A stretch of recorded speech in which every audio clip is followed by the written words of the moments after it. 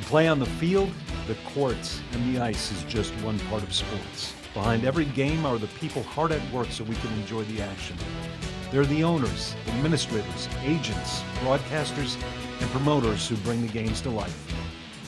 Meet them when you go behind the game with Patrick Klinger and Bill Robertson.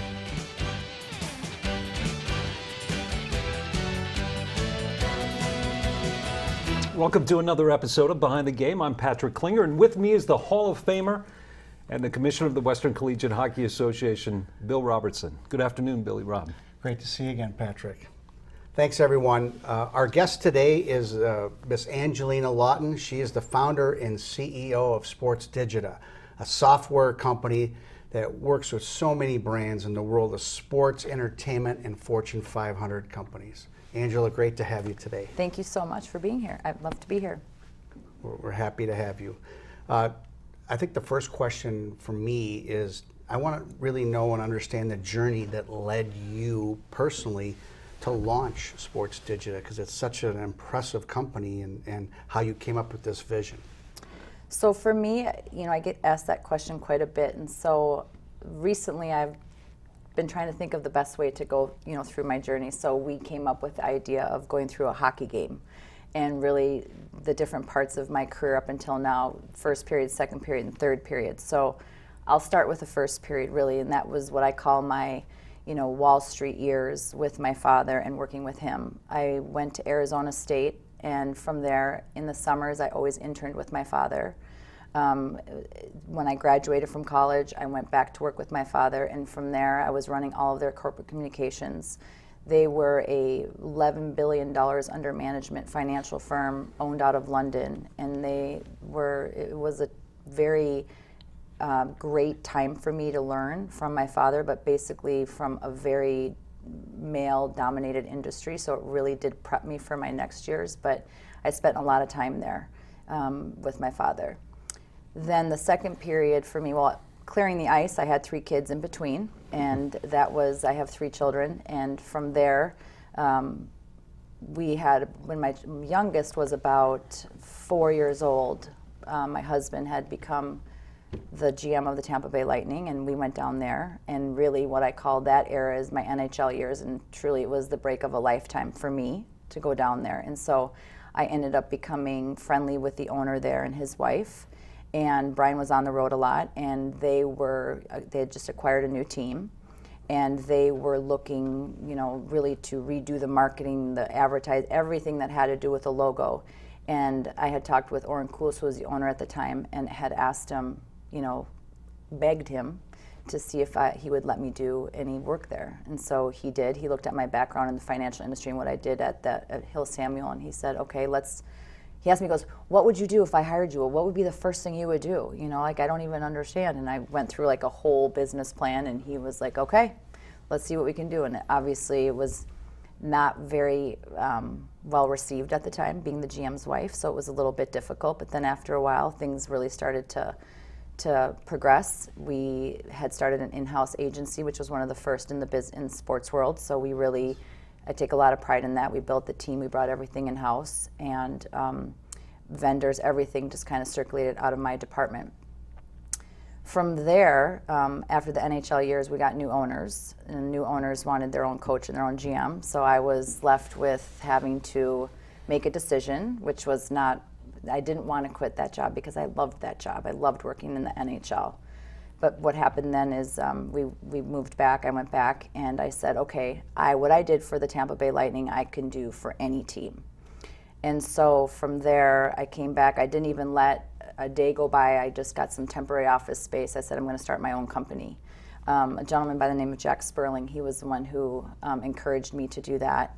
And at first when he said it, I was like, I don't know. But it really did put that idea in my mind. So I credit Jack a bit for that. Went back, so then I'm here. I bring one of the interns from the Tampa Bay Lightning with me, and we set up shop. And that was really just the beginning of Sports Digita, for sure. Incredible story. Yeah, so. Incredible 3 periods. 3 periods. The entrepreneurship is definitely the third period. Angelina, you were recently named by Forbes magazine as one of the most powerful women in sports, with the likes of Serena Williams and Billie Jean King and Condoleezza Rice. That's a pretty heady accomplishment. How does that make you feel? It makes me feel obviously incredible. It makes me feel that all the hard work and the vision and the sleepless nights and all that really was starting to be validated. It was great for me personally, but what I was most excited about is what it was going to do for Sports Digita, because it truly did validate what we were doing. It was putting us on the map. It was having people recognize who we were in the industry. So it was funny that day that I found out. I had no idea that that was coming out. And I was down in Mexico with my family, and I started to get these texts, on Twitter, and I thought that it was a joke. I was like, what is going on? And they just kept coming in, and so finally someone sent me the article, and it was top 30 women, and I went through it, and I was, I had my sunglasses on, and you can't see very well, and I'm seeing the list, and I'm like, okay, so I'm getting to about 20, 25. I'm like, no, this is not right.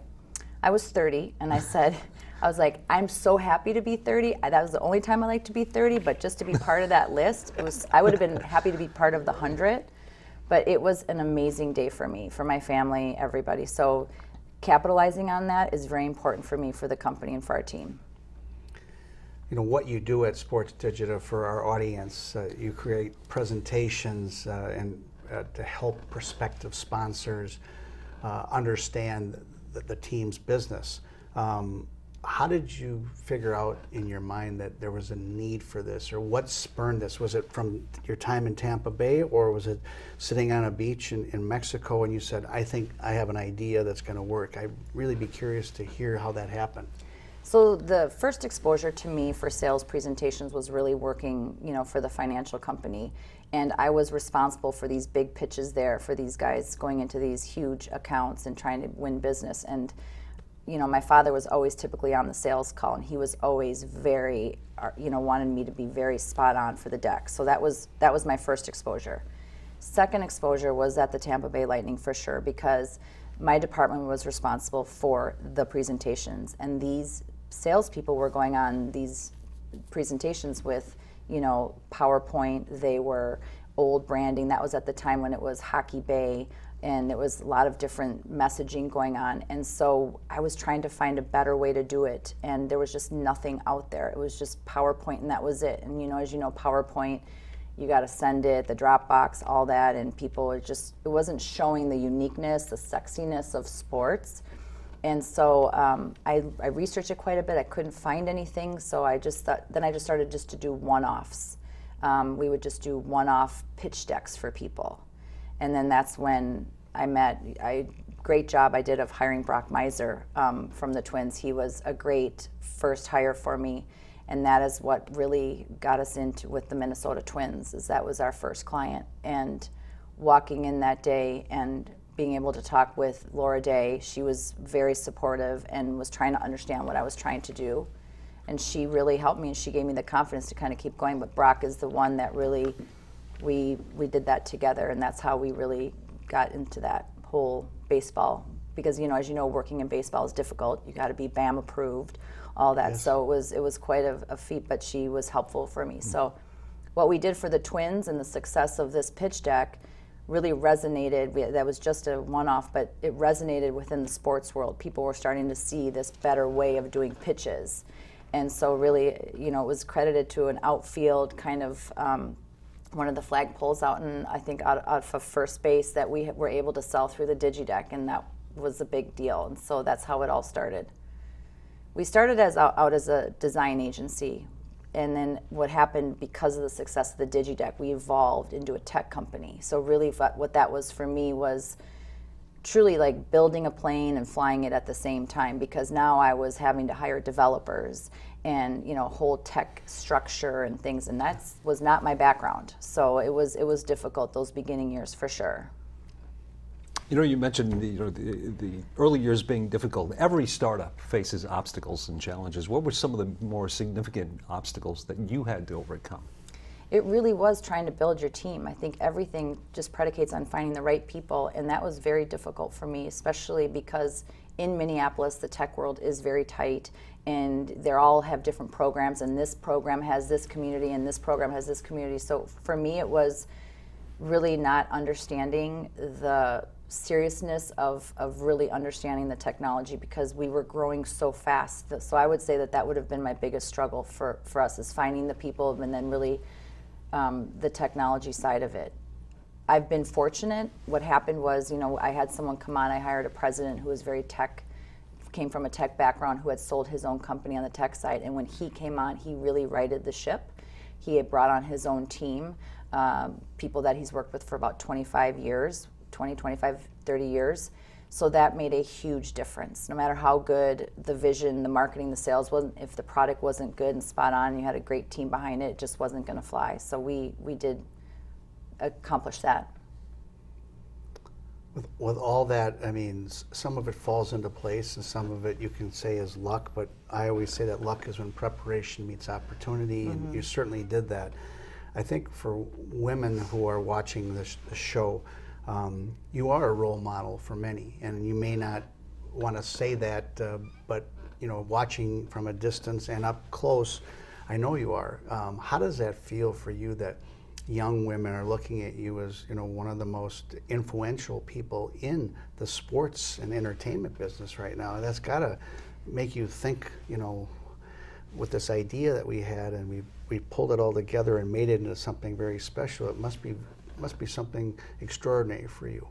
It is. I mean, it really is probably the best thing when the Forbes thing came out, and then this whole evolution of the things I'm being asked to do. It is the most rewarding part about what's going on here, because I think there's not very many of us in sports and in technology, and really in the financial business. So I came from 3 very male-dominated industries.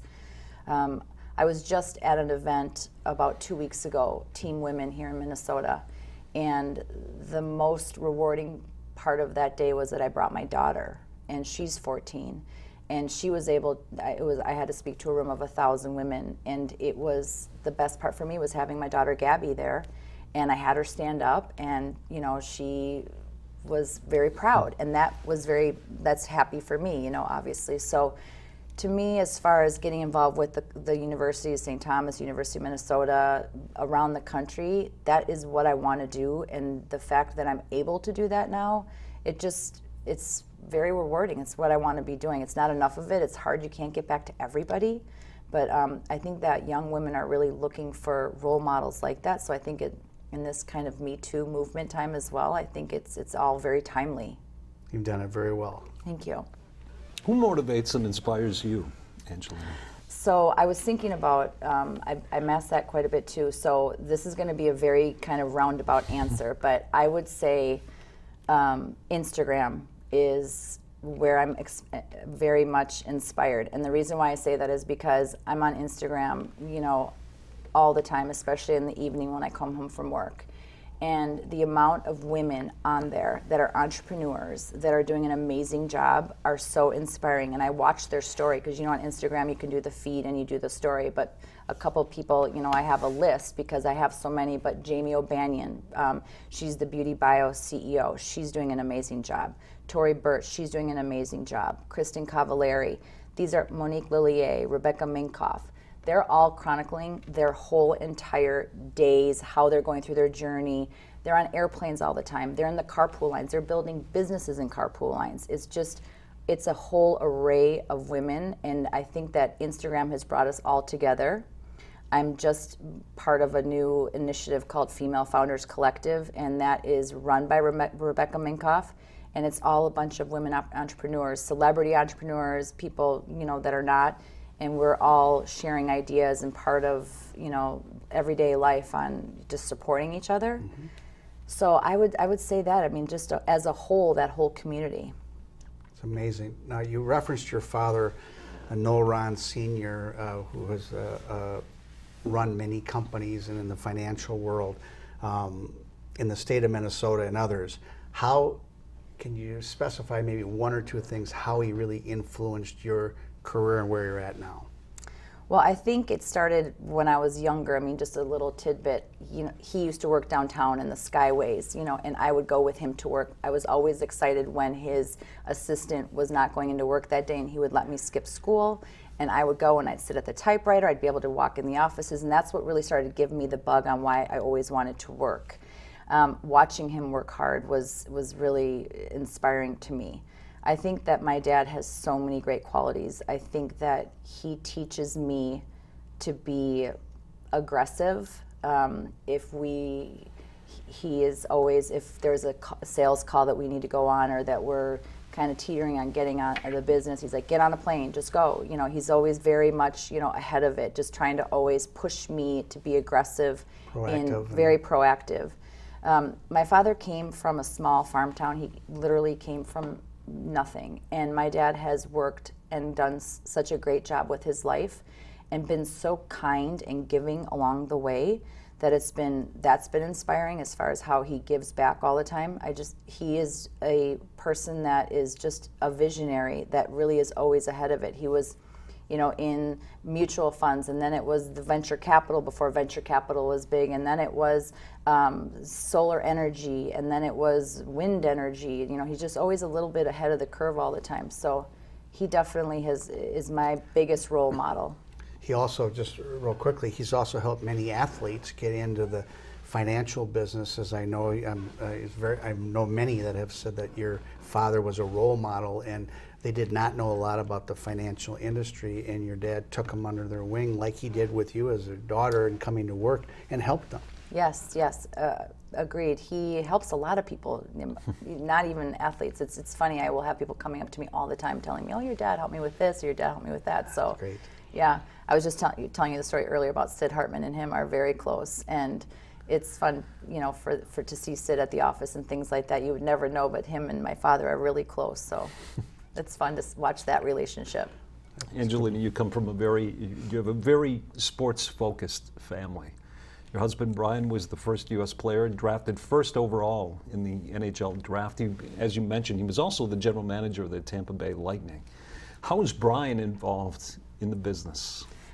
Well, if he was here, he would say, well, when there's a problem, I'm always called. So he's always my first go-to. But he was responsible for, obviously, my break in Tampa. I mean, he really had to approve that with the owner because that was a big deal. And so he was very instrumental in my start, for sure. He's also been instrumental. We've just done a nice venture capital raising, and that was through, Brian did that whole part for us.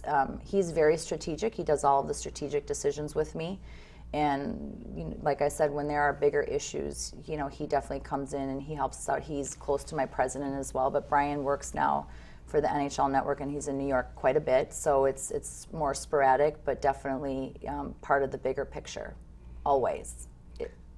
Is it hard to separate, you know, your husband and wife, and then you have this work, you know, and you have a family, 3 wonderful children, or adults and children, so to speak, and then you have your business, and you're asking for advice, and then you're also going to dinner.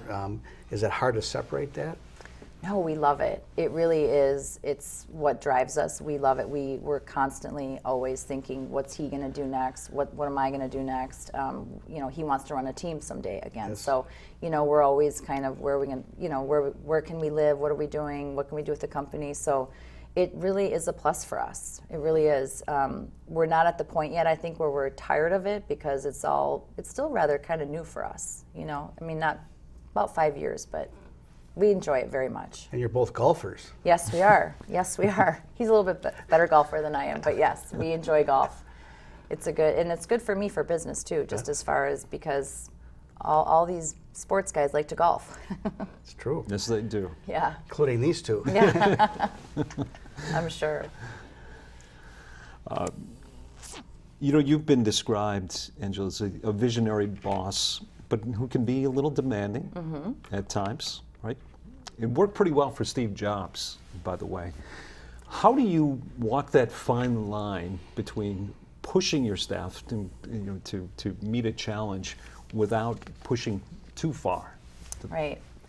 Well, the fact that my name and Steve Jobs' name is in the same line, I don't know if I could take that, but that's great. I think that for me, I really try hard to find people that don't feel like they're being pushed too hard. I think it's a little bit more about the culture because we are a company and we're not a startup because we're definitely past that.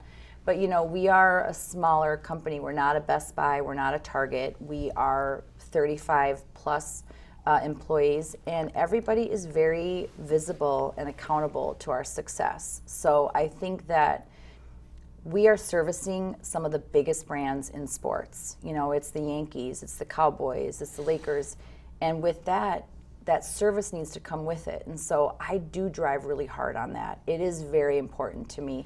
And a lot of times that's difficult for people. And unfortunately, then, that may not be part of our team culture. And so I really try to avoid that at the beginning. But yes, I came from a father, and where I was pushed all the time to succeed and to work hard and to always provide the service. I mean, that was what I was accustomed to. And I feel that at Sports Digital, all of our employees have equity.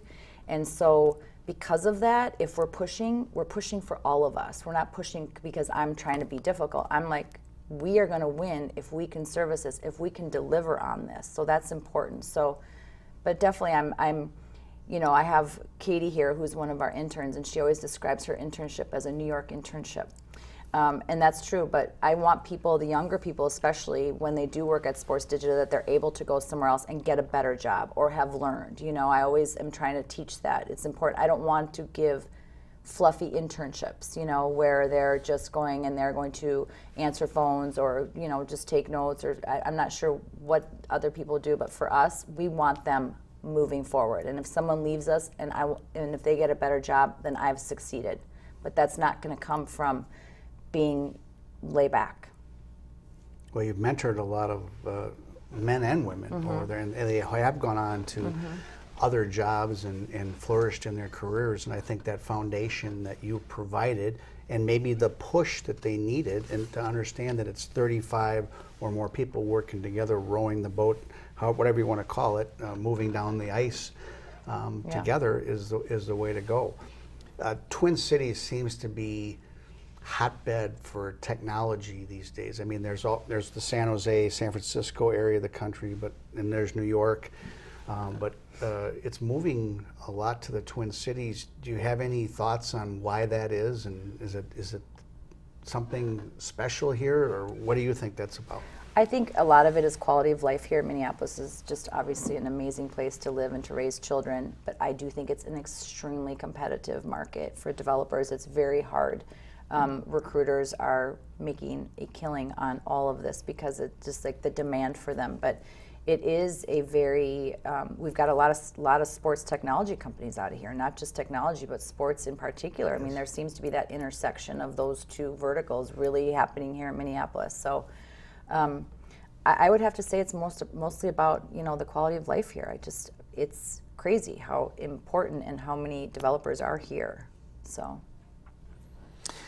Angelina, advancements in technology, they really never cease, right? I mean, by the day, seemingly there's a new app, there's a new platform, there's some incredible advancement in technology. How do you, as a business owner and the owner of Sports Digital, ensure that your service stays relevant and stays either with the curve or ahead of the curve? Right, so I think the best way to think about that is just for me to have the best possible technology leader in place. And because of him, he's able to have this dev team there. But what we also do is we work in 2-week sprints, which is very important because a lot of tech companies don't do that. We're very agile, and what we do is we have like real live updates time with our clients. Our product, the DigiDeck right now, truly is a culmination of almost 400 teams using it, the good, the bad, the ugly, whatever it is. We've either fixed it, made it better, added features, whatever it may be, but that is just really, on the streets with our clients. There are a lot of technologies out there, and I feel like a lot of people are really, a new app, you're right, every day something's coming out, or a new, AR or VR or whatever it is, and it's really, you gotta really stay focused. You gotta stay in your lane. People are always asking us, are we going to do more products? When we get asked quite a bit outside of the DigiDeck to do more for them. And I just always very strongly believe in you just don't want to chase two rabbits and not catch one. So we just are continuing down the DigiDeck path and staying focused, making it the best it can be. And we will do add-ons, like the VR and all that those are all very consumer-based technologies. We're more B2B, but there might be bits and pieces of that we pull into our product, but we really have to stay in your lane, especially with technology, because you can crash and burn very quickly if you try to do too much. How about sports gaming and that business that's evolving? And as I've talked to Patrick before and others, I think it's the wave of the future, and there's a lot of money to be made in this. What is your reaction, or what is your feeling about that piece of the business that's suddenly growing? So esports is crazy as far as the growth, for sure. And for me, I don't understand quite yet how they're monetizing it on the sponsorship side. I think it's a little bit difficult, but I can tell you that the amount of people, wealthy people wanting to buy esports teams is incredible to me. I know a guy right now who is looking at buying 5 esports teams. We signed our first esports team. I think I'm going to refrain. I'm going to hold because I'm a little bit unsure of it. I know it's fast growing, but I'm kind of like watching the people in the pool before I step in. I'm not quite sure yet. Yeah. So. Okay. Women are taking a more prominent role in technology companies today. I think the CEO of YouTube is a woman. There are other tech companies that are being spearheaded by women. What advice would you give to women who aspire to have a career in technology?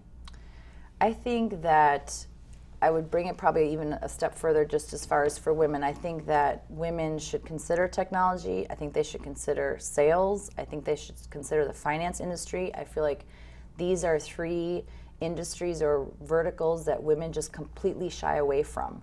And to me, for my daughter, I say to her, I would love for her to get into any type of revenue generating role. I think that there's just not enough of us.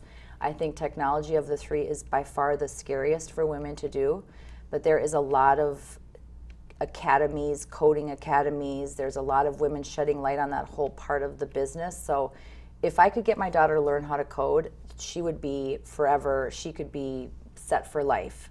But really trying to convince a young girl to go and sit in a computer class, I even had signed her up for a computer class, a coding class at her high school. And she walked in and she was like, Mom, I'm the only girl in the class. She's like, I can't do that all semester. I'm like, you're missing the boat. But so I would just give advice is try to really, there are a lot more ins to this industry at a young age to explore that, but really not to shy away from those 3 industries. I understand. We have about 40 seconds left. This goes by very quickly, as we talked about. How about what's next for you? Do you like what you're doing, or do you see something even bigger for yourself going forward? I would love to see Sports Digital, fulfill to where it's going to go. I think that there's a lot of people at the company that are on a very strategic train with me, so we'd like to bring that to evolution to see what that means, whether it's a sale or a merger of some sort. We've been approached quite a bit. And then really, I'm not sure as far as if I'm not at Sports Digital, I'd love to be at a team potentially. I'd like to be, running a team of some sort. There's not a lot of women presidents out there. There's one in the NHL over in Philadelphia, so potentially something like that. I feel like I've had a lot of exposure to a lot of teams on what's happening, the ins and outs, and the revenue side. So, Great. You'd be very good. Thank you. Angelina, thank you for joining us today. Thank you. Thanks for having me. Great conversation. And thank you for watching Behind the Game.